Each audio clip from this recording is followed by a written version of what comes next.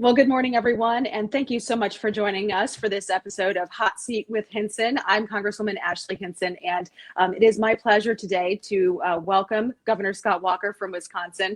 He is our special guest today to talk about a very important organization that he's involved with. Obviously, two-term governor in Wisconsin, also helped weather some storms for taxpayers, as I like to call it. You were on the front lines for that, but now you're trying to work to engage young people with Young America's Foundation. So thank you so much, Governor, for joining us this morning. Feel free to introduce yourself to people who may not be familiar with you, but I think most Iowans certainly know who you are. Well, it's my pleasure. It's good to be with fellow Midwesterners.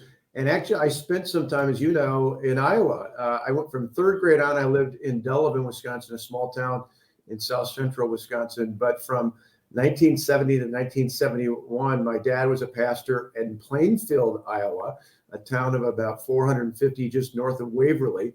And in fact, when we first moved there was a farmer down the road who was our state representative and then congressman, a guy by the name of Chuck Grassley. So it's kind of funny how things come full circle. But we were proud to live there. Again, it was living in a small town. My third grade teacher, Mrs. Balsley, still lives on the farm just outside of town, and we occasionally get back to Plainfield. But it's an honor to be with you here today. It was my honor to serve for 2 terms as governor and now to be president of Young America's Foundation, which simply put, trains the next generation of freedom fighters.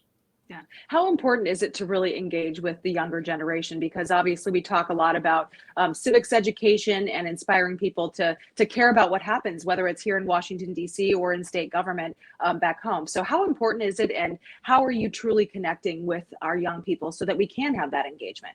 Yeah, our organization, YF, started with William F. Buckley. Ronald Reagan was one of the early leaders in the 1960s before he even took office. We started as a college-focused organization, and we still, back pre-COVID, supported students on over 2,000 campuses. But in 98, when we took over the Reagan Ranch out in California, we extended that program into high school. And now we're actually starting to go even into middle school. And whether it's through YF, which people want to learn more about it, they can go to yf.org. Whether it's through our organization, through college Republicans, young Republicans, your local party, some sort of conservative group in your community, it's whatever format you use, it's incredibly important because cancel culture is real. And the reason that the left is pushing cancel culture, particularly not just in our colleges, but in our schools, not only our government-run schools, but even increasingly in private and sometimes so-called Christian-based schools, they're pushing this cancel culture where anybody who has any sort of mainstream conservative ideas don't even have a voice, whether it's a speaker, whether it's a student. Sometimes in a limited number of cases, even educators are canceled out because the left doesn't want to compete in the battle of ideas. And so the more people can get engaged, and if you've got a son or a daughter, maybe a grandson, granddaughter, niece or nephew, just a neighbor kid, we'd love to get them involved in our programs. We have them at the Reagan Ranch. We actually in the Midwest now have the Reagan Boyhood Home in Dixon, Illinois, which is not too far from Iowa or Wisconsin. And of course, we have programs out in Virginia, in the DC area, and all across the country. So it's more important than ever to be involved with young people.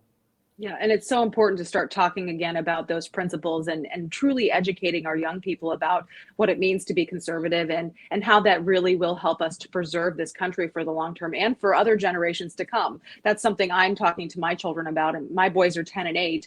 And I want there to be a country like what I've grown up in, right? In Iowa, I truly believe that you can have it all, and freedom really and opportunity are what we value in this country. And what we've seen here in Washington, D.C. especially, Governor, has been just an assault on those values and assault on our constitutional freedoms. And so I think it's absolutely critical we start talking with our young people, with our children, all through high school, and then obviously engaging them after that when they leave home.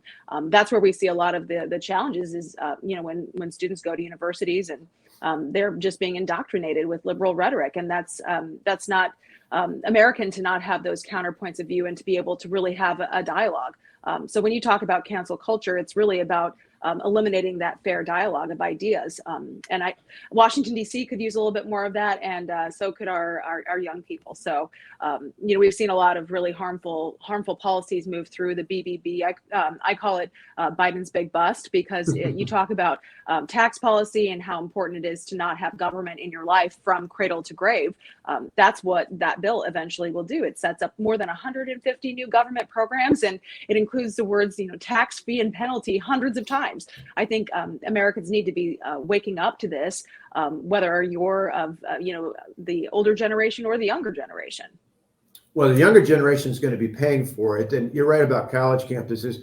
I've often, sadly, had to joke over the last year that if we were to shut down the college campuses again, we do more to stop the spread of communism than we would to stop the spread of COVID-19. But sadly, that's where our campuses and even many of our high school platforms are. One of the programs we do is a tip line that we have for campuses across the country. And one of the tips we got early this year, I should say, back in January, so almost a year ago, was from a student at Iowa State. And this student gave us a tip not about the campus, but about the local school district, where they were partnering with BLM, the organization, going into Black History Month. And I have nothing against Black history. I want people to learn about Harriet Tubman. I want people to learn about Frederick Douglass. I want people to learn about the great patriots out there, as well as people like Washington and Lincoln and Reagan. But this was not about Black history. This was BLM's Week of Action, where they were aggressively pushing their radical indoctrination, so much so that they were actually giving preschool and kindergarten students coloring pages with transgender characters, telling them they could pick whether they wanted to be a boy or a girl or somewhere in between. This is how early this indoctrination is going on. And so we've got to counter that. Now, the one bit of optimism for people who hear about this and go, oh my gosh, what can we do? This is out of control. I'll tell you, the cancel culture is real because the left knows our ideas work. And it's why they're trying to hide people from that.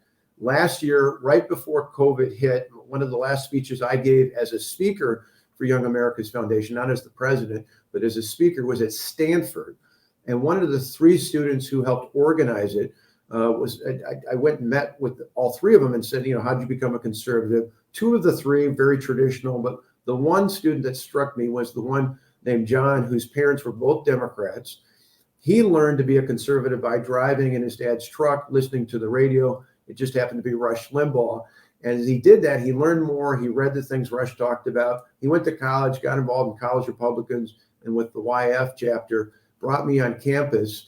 That story is great in and of itself. Even more so, Congressman, you'll appreciate this. John just happens to be the son of Susan Rice, who worked for President Obama and now works for Joe Biden.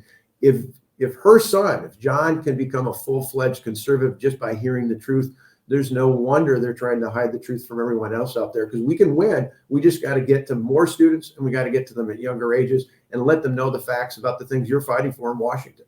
Right. Again, this is fact-based. As you said, it's really about educating and informing and engaging. And so I think that's admirable what you're trying to do across the country. So for parents watching, for our young people who might be watching or might watch this after, what's your message to them about how to engage with Young America's Foundation?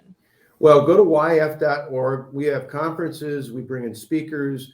A lot of our young people first learn about us through things like Ben Shapiro, Michael Knowles, Alicia Krause, Rachel Campos-Duffy, Katie Pavlich, who's often on the 5 and other Fox-based programs, for example. She came to the Reagan Ranch 13 years ago as a student, didn't know what she was going to do with her life, and was totally transformed by that program. So we'd love to have high school, college, and coming this year, even middle school students.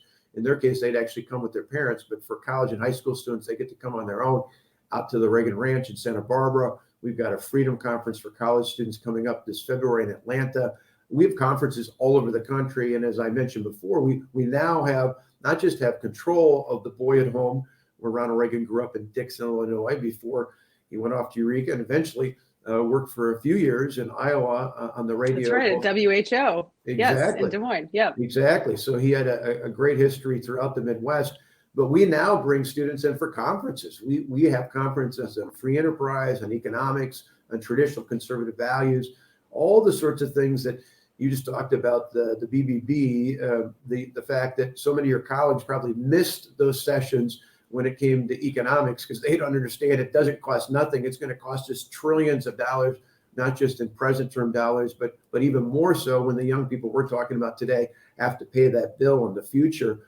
Those are the sorts of things that we talk about. And we're actually doing it not only with students, we're even reaching out and helping educators. We started working with the great Dr. Art Laffer in Hillsdale College and doing a program to help train educators. We're going to train future journalists. We're training new state lawmakers. So we're trying to get that message out as many ways as possible. Again, yaf.org. If people are interested, we'd love to sign people up.